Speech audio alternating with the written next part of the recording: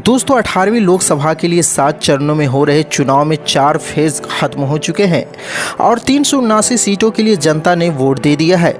5वें चरण में 49 सीटों के बाद 26 मई और 1 जून के 2 चरण बाकी रहेंगे। अब तक हुए 4 चरणों के मतदान ने बीजेपी के 400 पार के नारे को एकदम ओझल कर दिया है।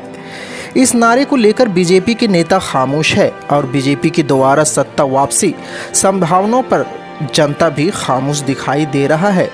मतदाताओं की ये चुप्पी हैरान कर रही है, लेकिन साथ ही साथ बीजेपी के खेमे में भी इससे बेचैनी हो रही है। मोदी हर चुनावी मंच में खूब गरज रहे हैं, लेकिन उनकी गरज में अब असर नहीं दिखाई दे रहा है, जैसे असर वह पहले दिखाने की कोशिश कर रहे थे।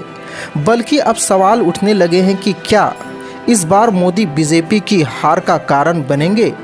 आप याद कीजिए कि 2014 में 10 साल के बाद बीजेपी की सत्ता में वापसी हुई थी, तो इसी मोदी का कमाल बताया गया था।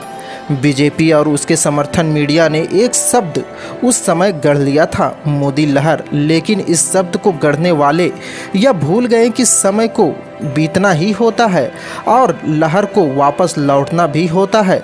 मोदी लहर जैसे कोई चीज़ अगर थी तो वह लौट चुकी है, क्योंकि अब वह कहीं नज़र नहीं आ रही है।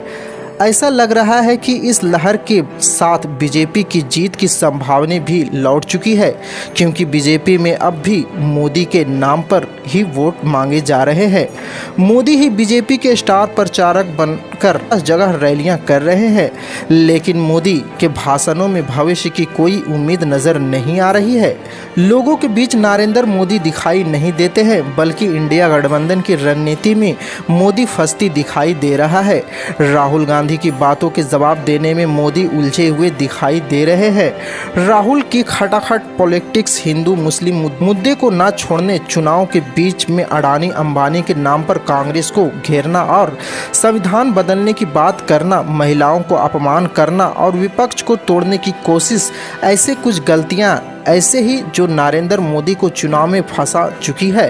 दोस्तों आपको क्या लगता है, मोदी की लहर काम आएगी या लहर लौट जाएगी और कांग्रेस अपनी सत्ता को संभाल पाएगी? हमें कमेंट में ज़रूर बताएं। फिर मिलते हैं अगली बड़ी खबर के साथ, तब तक के लिए जय हिंद।